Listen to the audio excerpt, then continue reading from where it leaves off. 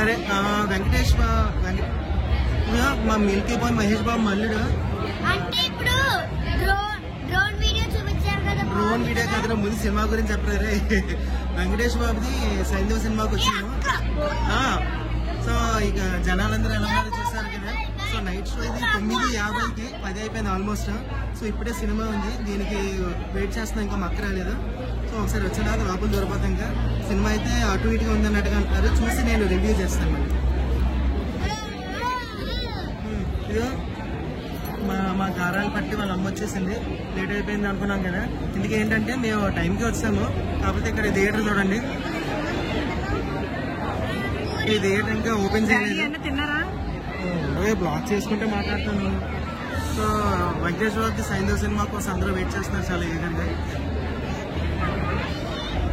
మీరు చూసినట్టయితే ఎంతమంది ఉన్నారో చూసారు జనాలు. అందరూ కూడా సినిమా కోసం వెయిట్ చేస్తారు. ఇంకా థియేటర్ తలుపులు ఓపెన్ చేసిన తర్వాత లోపల దూరం. ఇంకా హలో ఫ్రెండ్స్, యాజ్ యూజువల్గా ఫస్ట్ హాఫ్ అయిపోయింది. సైంధవ మూవీ ఫస్ట్ హాఫ్ అంతా కూడా కామ్ గోయింగ్ చక్కగా వెళ్తుంది. సో వెంకటేష్కి బాగా హెవీగా బిల్డప్ ఉంది. ఎలా అంటే ఇంకా గాడ్ ఫాదర్లో చిరంజీవి గారి గురించి కూడా ఎంత పవర్ఫుల్గా చెప్తారు. సేమ్ ఆ కైండ్ ఆఫ్ బిల్డప్ షాట్స్ అన్నీ ఉన్నాయి. ఈ ఫైట్స్, క్రైమ్, వైలెన్స్ ఇవన్నీ కూడా చాలా బాగున్నాయి, బాగా చూపించారు. అంటే ఎంకరేజ్ చేస్తున్నట్టు కాదు, బాగున్నాయి.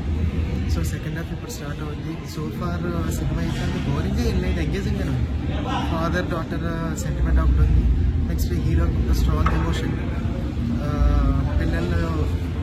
పిల్లలకి గన్స్ ఇవ్వకూడదు అని కొన్ని ఎథిక్స్ ఏవో పెట్టుకున్నాడు.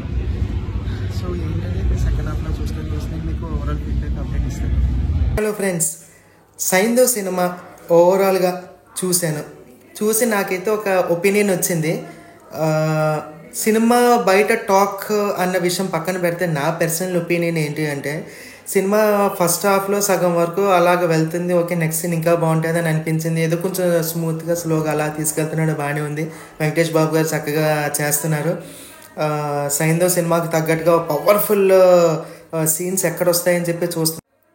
ఫైట్ సీన్స్ అన్నీ కూడా చక్కగా ఎంజాయ్ చేస్తున్నాము. కానీ ఎక్కడో ఏదో మిస్ అవుతుంది, ఫీల్ మిస్ అవుతుంది. తర్వాత father and daughter sentiment scenes అన్ని చూపిస్తున్నారు, అది కూడా చూసాము, బాగుందని అనిపించింది. కానీ ఎక్కడో ఏదో మిస్ అవుతుంది. సో అలాగా స్టార్టింగ్ నుంచి ఎండింగ్ వరకు సైలెంట్గా అలా తీసుకెళ్ళిపోయారు సినిమా. క్లైమాక్స్లో హీరోను ఆర్య వీళ్ళిద్దరూ కలిపి ఒక 50 మంది విలన్స్ వస్తారు, వాళ్ళందరినీ చంపేస్తారు. సో అది మిస్ అయిందండి. సో అది ఒకటే అనిపించింది. సో ఓవరాల్గా మూవీ అయితే హిట్ అయితే కాదు, అలానే ఫ్లాప్ కూడా కాదు, యావరేజ్. ఎందుకంటే వెంకటేష్ బాబు గారిది బాడీ యాక్షన్ బాడీ. సో అలాంటి యాక్షన్ బాడీకి మనకి కావాల్సిన ఎలిమెంట్స్ మిస్ అయినాయి. సో నాకు అది అనిపించింది సినిమా చూసినప్పుడు. ఏమైనప్పటికీ తీసి పారేసే సినిమా అయితే కాదు.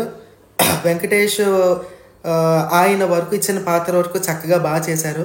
సో ప్రాబ్లం ఏంటి అంటే స్టోరీ అంత స్ట్రాంగ్గా స్క్రీన్ ప్లే చేయలేకపోయారు.